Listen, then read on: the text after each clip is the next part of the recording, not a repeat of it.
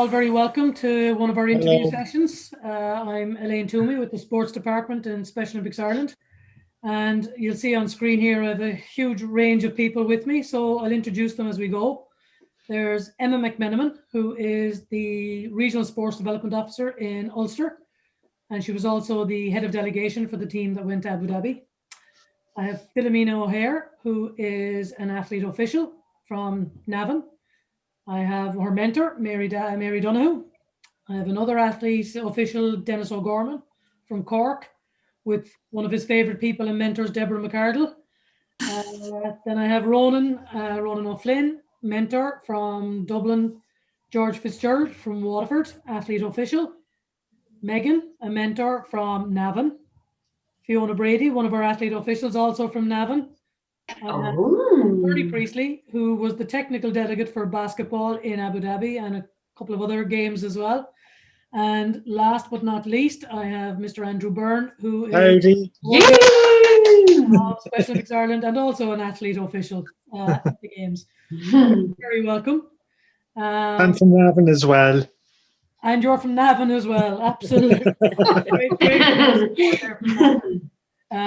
Fabulous to have you all here on screen. But first of all, Bernie, just in relation to the 5 athletes in particular that you see on screen there, can you tell me a little bit about the contribution they made at World Games and why it's so important for us to have athletes in these key positions?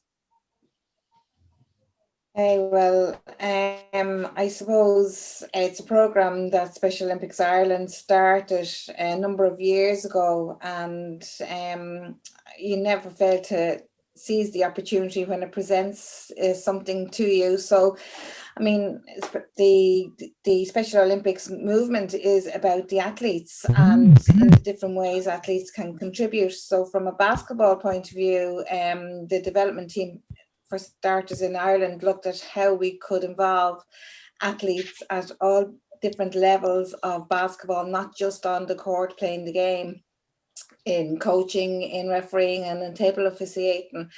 And Deborah McArdle played no small part because she was involved in the table officials in Ireland, and really Deborah has driven this programme since its inception. And really the reality is that without the participation of the athletes, this programme wouldn't be sustainable and we couldn't do it. So when you say how valuable they are, they're the key component to the whole operation of the sport, and particularly at the World Games.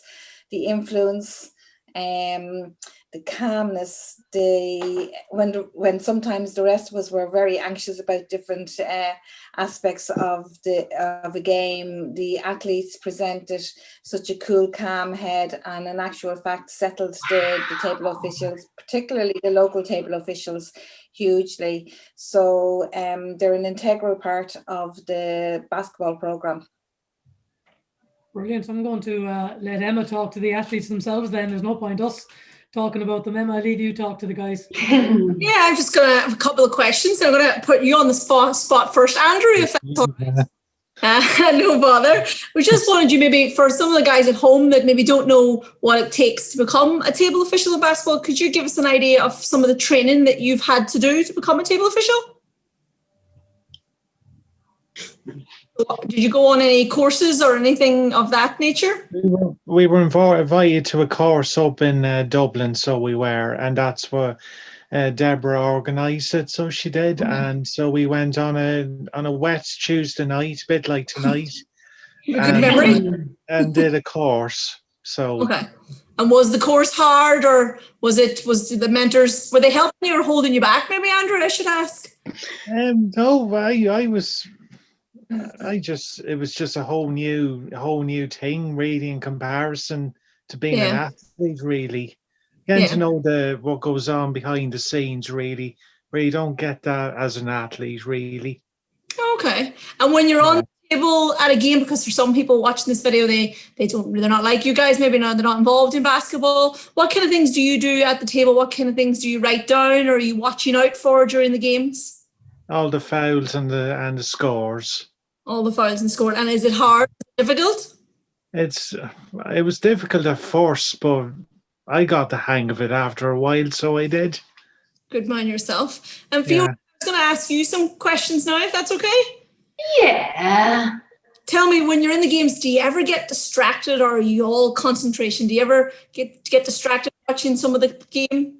Oh, yeah. You try and concentrate, and it'd be just the very odd time you might get a little distracted, but yes, you do your very best, and I loved doing the dots as well on our score sheet. Do you have to keep your mentor right? Do they get distracted too? Yeah.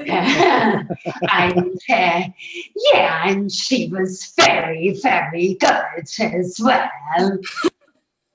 Very good. And what about the referees? Do you get to talk to the referees much during the game? Do they help you, and do you help? We did. We got to talk to some of the referees as well.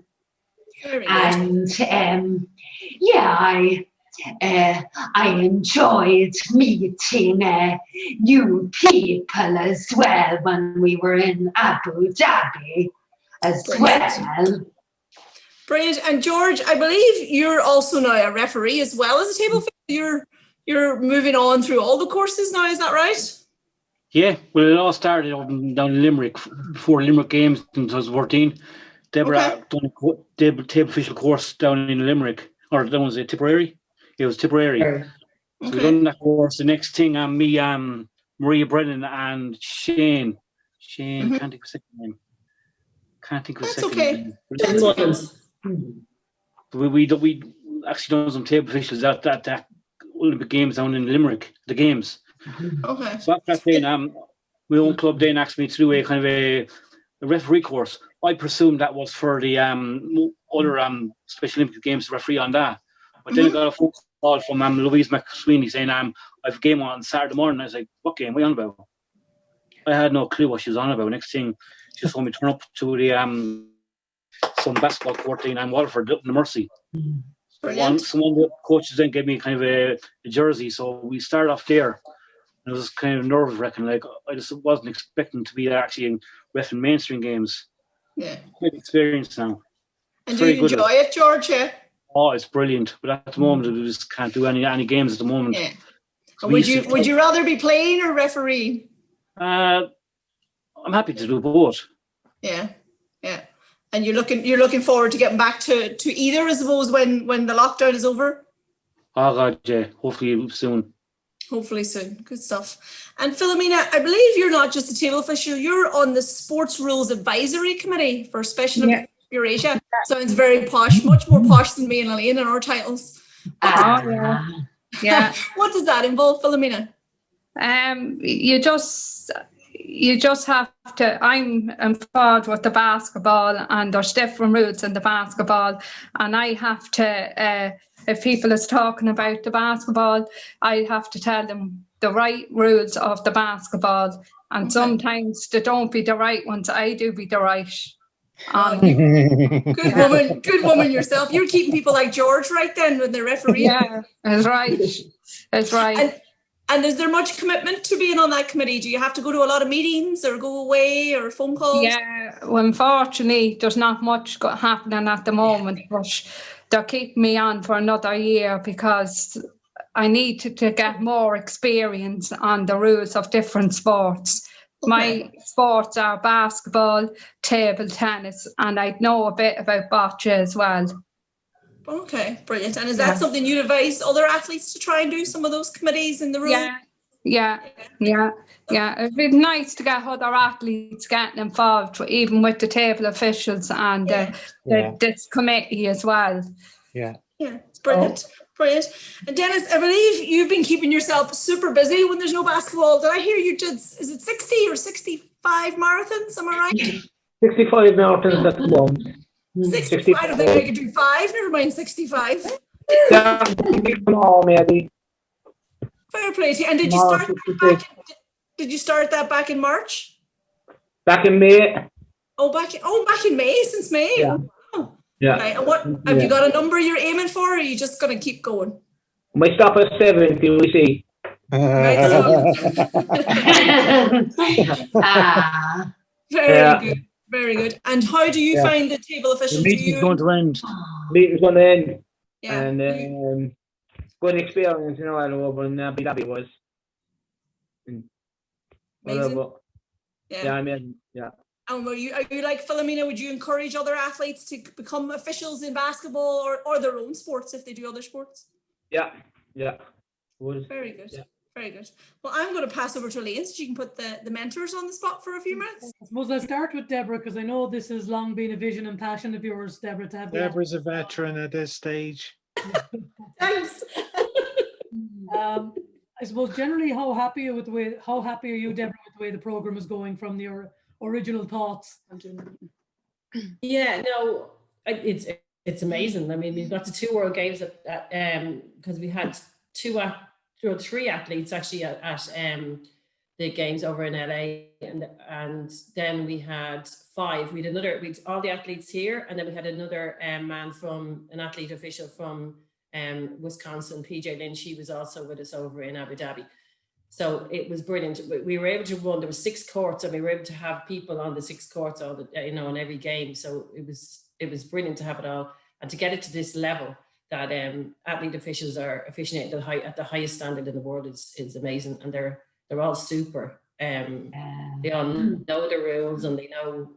Like, I have no qualms to put them on any game in the world. You know, they're so good at the officiating. But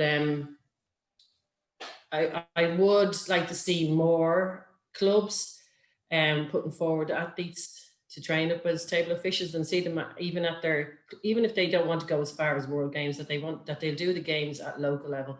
Because when you go to a local level game, sometimes there's people on the table that don't even know the game. You know, so it'd be great to have, especially athletes who are not playing anymore, so they have still some sort of link with the sport that they love and that they have played, and it's great that they can still contribute to the game in a big way, because we're always looking for table officials at every different level of competition in Special Olympics and at mainstream.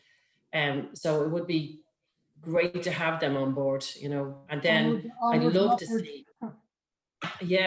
see, my biggest dream is to have it in everywhere in the world, so that there is, from every Special Olympics area, there is athletes as officials, and they are officiating at all levels of the sport in Special Olympics all over the world. I'd love to have the program in every area, every region.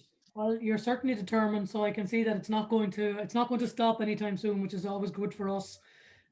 Just in terms of the others, then, how challenging or rewarding a role is it being a mentor to some of these guys?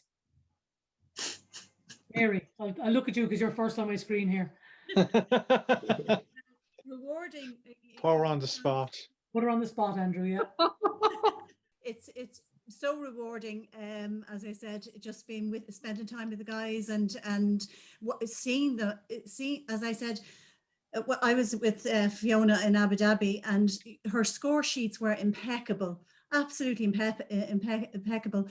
I was totally stressed out, but Fiona had me so calm, kept me, you know, under control, and it was just amazing. But the whole experience was incredible, and as I said, working with the guys. Different from sport, it's really interesting, and to see their achievements, it's just as I said, I'm so proud of them all. So yeah. Megan, anything to add to that? Rewarding, stressful, challenging?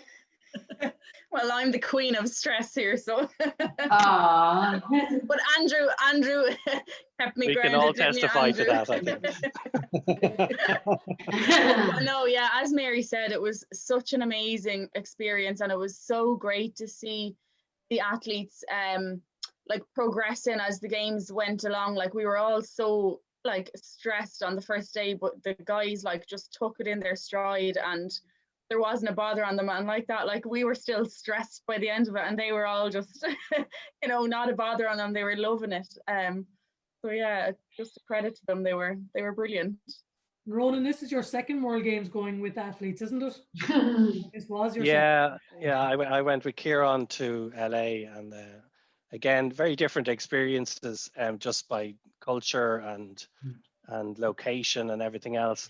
And this time I went with both George and Denis, and it was a wonderful experience, really, to see two guys and all of the athletes just so comfortable, knowing their job, and so comfortable. I actually had it very easy because, you know, I only had to do minimal mentoring, really. So that allowed me to help Bernie out with some other things as well. Like our job, really, people sort of said, well, what do? You know, are you watching all the time? No, our job is just to create the environment that they're happy in, so they can do their job. So we make sure that, you know, that they're allowed the time they need to make the score right, watch the clock, et cetera, that they're not distracted by other people walking around, etc. But that's basically it, and help whenever we're needed. But they're also professional at what they do. That, as Deborah said, there was no question of, it wasn't a matter of an athlete on a table with with another official. There were just officials at the table. Some of them happened to be athletes, but they're officials first. And to get to the other side of things that people don't realize is we're all friends now. You know, we're all close friends. We Zoom call each other apart from this sort of thing.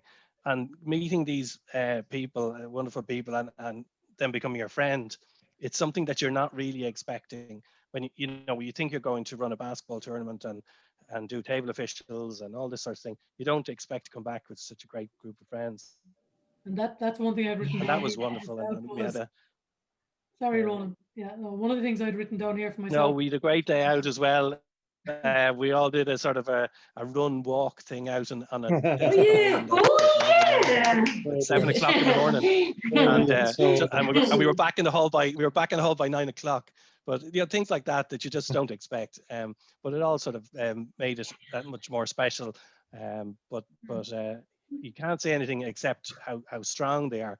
But I would, like Deborah, exactly, and encourage everybody, any athlete that's out there who has an interest, to get involved with officiating in any sport, because there's plenty of jobs to be done. There's always a need for people, and from a club perspective, it doesn't take a huge amount of effort on behalf of the club to bring someone to a course and then learn yourself. That's the other side of it, that the mentors get to learn the rules as well. So it's a great opportunity. I suppose I've been kind of watching you over the past year and a half, I suppose, now getting to know each other and starting to work together. And the one thing that I always noticed was that no matter what happened, you were absolutely inseparable throughout the whole process and getting ready for Abu Dhabi, and indeed when you were in Abu Dhabi. And I had the pleasure of sitting with you all at the opening ceremony. Yeah. I think one of the most enjoying opening ceremonies because of your company that night. Yeah. But your friendship struck me as something that was so strong. Yeah. And there is a serious side to what you did out there. That work that you did was absolutely superb. Yeah. I'm sure there's stories to tell as well. What happens in Abu Dhabi stays in Abu Dhabi. It was the only time where I've ever been away that I didn't want to come home at all. Really, Andrew? Oh, brilliant. Wow. Yeah. That's lovely. That's a lovely time. I wanted to stay there like another week because there was so much to do and so little time, Fantastic. That's amazing, because you don't hear that too often. Everyone. Ronan looks like he's there. If I was asked to go back tomorrow, I'd go back straight away, so I would. Would you, even though we've COVID now? Yeah, and then if COVID wasn't on. Oh, yeah. I hope it won't be too long more, and that'll happen for us all. Yeah. I'm going to hand you back to Emma to talk a little bit about Abu Dhabi, because Emma was in Abu Dhabi as well. Yeah, I suppose just to talk to the athletes about their experience, because obviously with the squad, we probably had a very different experience to you guys, and they were an amazing games and an amazing country. Like you said, Andrew, you could have stayed so much longer to see so much more. But yeah. guys, Denis, how did you find Abu Dhabi as a country? Did you like it? How did you find the heat and the food and the whole experience of being in the United Arab Emirates? I liked it, yeah. I liked it very well. You liked it, and they treated you well? Yeah, they treated me well, yeah. And what about you, Fiona? How did you find it? Did you enjoy it? Did you enjoy the Oh, I loved it, so I did, and it was great. Yeah, when and we did a lot of work, and we just had 3 days off, so we were allowed relax. Only 3 well. days? You Yeah. only had 3 days off? Oh my goodness, they worked you hard. I think they worked you harder than they did the squad. Yeah, and I've learned an awful lot as well. Good. And Andrew, what did you like about it so much that you want to go back? It's just the people really that I met from all over the world, from Germany, America, England, the whole shebang. And some of the people that I met over there were just amazing. Yeah. And again, to know like some of the players as well, you know, congratulate them and all, was really the people I was working with. I've never met such nice people, really. They treated me like I was one of their own. It didn't matter where you were from. We just became friends in those 2 weeks, really, and we just had a laugh every single day, and they're very supportive, very nice, and couldn't ask for more, really. And every morning I was getting up, it was a nice, friendly atmosphere. How are you? Did you sleep well? Did you enjoy the food and everything? It was just unbelievable. We were like a family, really, in those 2 weeks, really. Yeah, I think it was the same. It was the same for the squad. The people were very, very welcoming and very accepting. Yeah. Didn't matter what country you were from, really.